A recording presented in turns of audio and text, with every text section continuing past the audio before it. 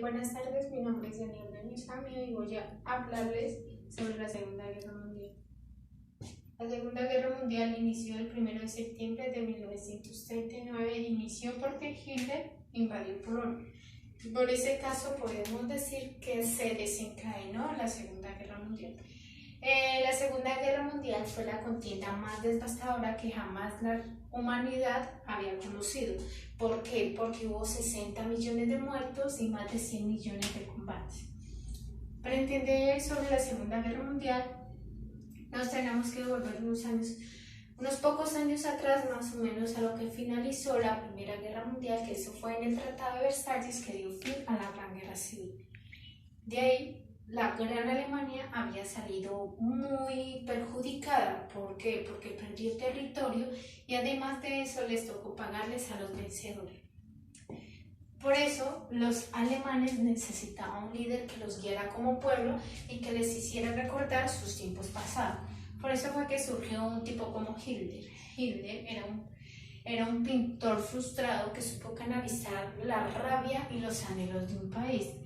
Hitler era un buen orador y un buen maestro de la propaganda. Por eso en todos los discursos que él daba, él convencía a la gente o a las personas con lo que él decía.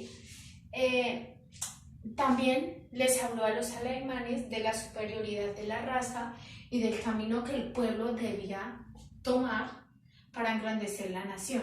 Hitler, a golpes de discursos, se eligió el líder del partido alemán, transformándolo en el Partido Nacional Socialista, de ideas nacionalistas, supremacistas y racistas, y un fuerte componente antisemita y antimarxista. En 1923, Hitler, cae preso por un fallido golpe de Estado. En su encierro, aprovechó para escribir un libro, Mi lucha. Mi lucha terminaría siendo el evangelio del nazismo. Y tras su encierro, él volvió a retomar a la palestra política y en 1932 hubo unas elecciones de mayoría simple para él alzarse como canciller de los alemanes. En una apariencia de legalidad, Hitler se establece un régimen totalitario liquidado las instituciones democracias de la República Weimar. Se arrestan los diputados del Partido Conservador de Alemania y los confinan en campos de concentración, y la persecución de los judíos por parte del nazismo se convierte en una política activa. El Führer hizo caso de su obligación, que para Alemania señalaba el Tratado de Versalles, creando un fuerte estado militar con tímidas propuestas de Francia e Inglaterra. Al año siguiente nace el Tercer Gran Imperio y en 1938 Hitler empezó a poner en práctica de expansión territorial. En ese año, Hitler amenazó con desencadenar una guerra europea, al menos de que Checoslovaquia se uniera. Por eso él, para arreglar ese problema, se sentaron a hablar alemanes, franceses e italianos, y a los checoslovaquios ni los invitaron. De ahí hay un primer ministro, Chamberlain, y su homólogo francés, que fue donde Stalin y Hitler, los dos peores enemigos, hicieron un pacto de no agresión.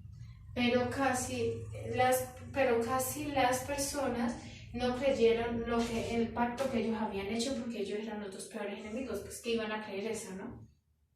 Y al poco tiempo Hitler incumplió el pacto. Por eso Churchill criticó duramente a Chamberlain con la frase: hemos preferido el deshonor a la guerra, tendremos el deshonor y también la guerra. Por eso también los periodistas lo llamaron la guerra de broma, los que terminaron con la guerra de broma fueron los alemanes en 1940. Y ahí el Führer ocupa Dinamarca y Noruega, y de ahí Polonia utilizaba la guerra relámpago para atacar otros territorios, y Hitler dejó perder 3 millones de soldados, y de ahí surgen muchas preguntas.